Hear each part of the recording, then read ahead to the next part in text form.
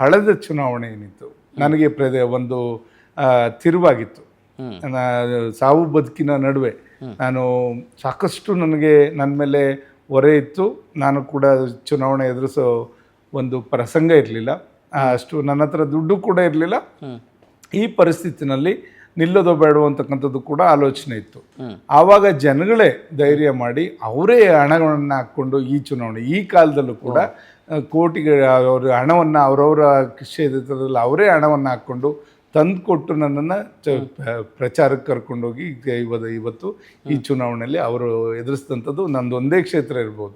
ಈ ಕಾಲದಲ್ಲಿ ಈ ಚುನಾವಣೆ ಖಂಡಿತ ಈ ಚುನಾವಣೆ ಇಲ್ಲದೆ ಇದ್ರೆ ನನ್ನ ರಾಜಕೀಯವಾಗಿ ಇನ್ನು ಹಿಂದೆ ಸರಿಲೇಬೇಕಾಗಿತ್ತು. ನನ್ನ ಒಂದು ಎಲ್ಲ ರೀತಿ ಸಮಸ್ಯೆಲಿದೆ, ಆರ್ಥಿಕ ಸಮಸ್ಯೆ ಇರ್ಬೋದು, ಎಲ್ಲ ರೀತಿಯಲ್ಲೂ ಕೂಡ ತುಂಬ ಮುಗ್ಗಟ್ಟು ಕಾಡ್ತಾ ಇತ್ತು. ಆ ಸಂದರ್ಭದಲ್ಲಿ ಜನಗಳೇ ಧೈರ್ಯ ತುಂಬಿ ಜನಗಳೇ ಚುನಾವಣೆ ಎದುರಿಸಿ ಜನಗಳೇ ಇವತ್ತು ನನ್ನನ್ನು ಈ ಒಂದು ಸ್ಥಾನಕ್ಕೆ 4ನೇ ಬಾರಿ ಚುನಾವಣೆಯಲ್ಲಿ ಗೆಲ್ಲಿಸ್ಕೊಟ್ಟಂಥದ್ದು. ಇದು ಮಾತ್ರ ನಾನು ಯಾವತ್ತೂ ಕೂಡ ಮರೆಯೋಂಗಿಲ್ಲ. ಆದ್ದರಿಂದ ನಾನು ಹಲವಾರು ಬದಲಾವಣೆಗಳನ್ನು ಕೊಂಡ್ಕೊಂಡೆ. ನನ್ನ ಮೇಲೆ ಕೆಲವು ಲೋಪದೋಷ ಇತ್ತು, ಫೋನ್ ಎತ್ತಲ್ಲ ಅಂತಕ್ಕಂಥದ್ದು, ಕರೆ ಸರಿಯಾಗಿ ಸಿಗಲ್ಲ ಅಂತಕ್ಕಂಥದ್ದು, ಇದು ಒಂದೆರಡು ಸಮಸ್ಯೆಗಳಿತ್ತು. ಅದನ್ನು ನಾನು ತಿದ್ಕೊಂಡು ಈಗ ಹೆಚ್ಚಿನ ಕಾಲ ಕ್ಷೇತ್ರದಲ್ಲಿ ಕಳೀತಕ್ಕಂಥದ್ದು, ಅವ್ರಿಗೆ ಸ್ಪಂದಿಸಿ ಕೆಲಸ ಮಾಡ್ತಕ್ಕಂಥದ್ದು, ಜೊತೆಗೆ ಫೋನು ಅಷ್ಟೇ, ಯಾವುದೇ ವ್ಯಕ್ತಿ ಫೋನ್ ಮಾಡಿದ್ರು ರಿಸೀವ್ ಮಾಡ್ತಕ್ಕಂಥದ್ದು, ಇದೆಲ್ಲ ಬದಲಾವಣೆ ಮಾಡಿಕೊಂಡೆ.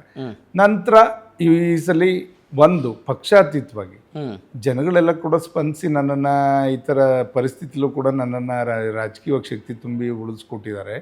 ಅದಕ್ಕೆ ಅವರಿಗೆ ಏನೂ ತೊಂದರೆ ಬಂದ್ರೂ ಕೂಡ ಅದಕ್ಕೆ ಸ್ಪಂದಿಸಬೇಕು ಅಂತಕ್ಕಂಥ ದೃಷ್ಟಿಯಿಂದ ಏನು ಮಾಡಿದೆ. ಮಾಧುಸ್ವಾಮಿ ಅವರ ಮೇಲಿನ ಮುನಿಸು ನಿಮಗೆ ವರ ಆಯ್ತಾ ಸರ್? ಅದು ಗೊತ್ತಿಲ್ಲ.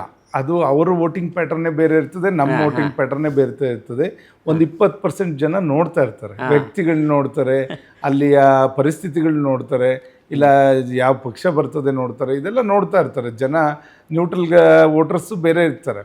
ಹಾಗಾಗಿ ಆ ಜನ ಏನು ಮಾಡಿದ್ರು, ನನಗೆ ಮತ ಹಾಕಿ 10,000 ಚಿಲ್ಲರೆ ಲೀಡಲ್ಲಿ ಇವತ್ತು ಆಯ್ಕೆ ಮಾಡಿ ಕಳಿಸಿದ್ದಾರೆ.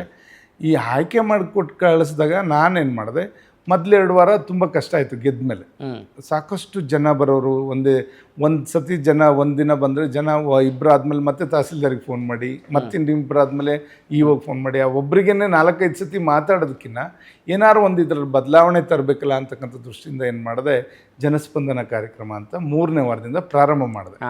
ನಾನು ಗೆದ್ದು 3ನೇ ವಾರದಿಂದ ಪ್ರಾರಂಭ ಮಾಡಿದಾಗ ಇವತ್ತು 61ನೇ ವಾರ ಮಾಡಿದ್ದೀನಿ. ಪ್ರತಿ ವಾರ ಮಾಡ್ತೀನಿ, ಪ್ರತಿ ವಾರ ಅಲ್ಲಿ ಸಂತೆ ದಿವಸ ಸೋಮವಾರ ಜನಸ್ಪಂದನ ಕಾರ್ಯಕ್ರಮ ಮಾಡ್ತೀವಿ. ಅದು ಉದಾಸೀನದಲ್ಲ, ಅದು ತುಂಬ ಗೌರವಯುತವಾಗೇ ಮಾಡ್ತೀವಿ. ಬಂದಂಥ ಯಾರೇ ಆಗ್ಬೋದು, ಯಾವುದೇ ಪಕ್ಷ ಆಗ್ಬೋದು, ಯಾವುದೇ ಜಾತಿ ಆಗ್ಬೋದು, ಯಾವುದೇ ಸಮಾಜದವ್ರಾಗ್ಬೋದು, ಯಾರೇ ಬಂದರೂ ಒಬ್ಬೊಬ್ಬರನ್ನು ಕರೆದು ಎಲ್ಲ ಇಲಾಖೆ ಅಧಿಕಾರಿಗಳು ಇರ್ತೀವಿ, ತಹಸೀಲ್ದಾರಿಂದ ಹಿಡಿದು ಈ ಕೆಳಗಡೆನ ಗ್ರಾಮ ಪಂಚಾಯಿತಿಯ ಮಟ್ಟದ ಇಒ PDOಗಳಿಂದ ಹಿಡಿದು VAಗಳು ಎಲ್ಲರೂ ಕೂಡ ಎಲ್ಲ ಇಲಾಖೆ ಅಧಿಕಾರಿಗಳ ಕೂತಿರ್ತೀವಿ.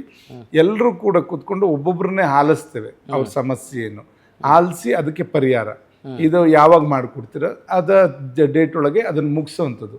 ಮಧ್ಯವರ್ತಿಗಳ ಅವಳಿ ಇಲ್ಲ, ಲಂಚದ ಆಮೇಶ ಇಲ್ಲ.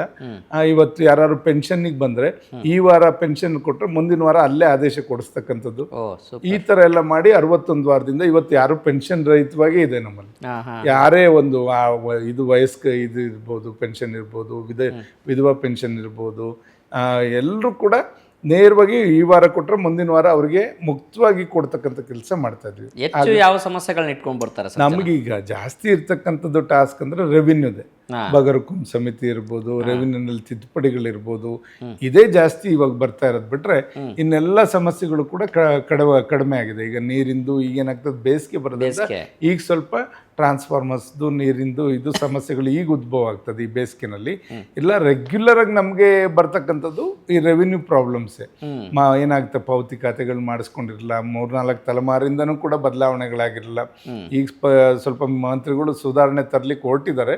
ಅದು ಎಲ್ಲದನ್ನು ಕೂಡ ಉಪಯೋಗಿಸ್ಕೊಂಡು ಅವ್ರಿಗೆಲ್ಲರಿಗೂ ಸಮಸ್ಯೆ ಬಗೆಹರಿಸಲಿಕ್ಕೆ ನಾವು ಪ್ರಯತ್ನವನ್ನು ಮಾಡ್ತಾ ಇದ್ದೀವಿ. ಒಳ್ಳೆ ಕೆಲಸ ಮಾಡ್ತಾ ಇದ್ದೀರಿ ಸರ್, ಒಳ್ಳೆಯದಾಗಲಿ ನಿಮಗೆ. Thank you.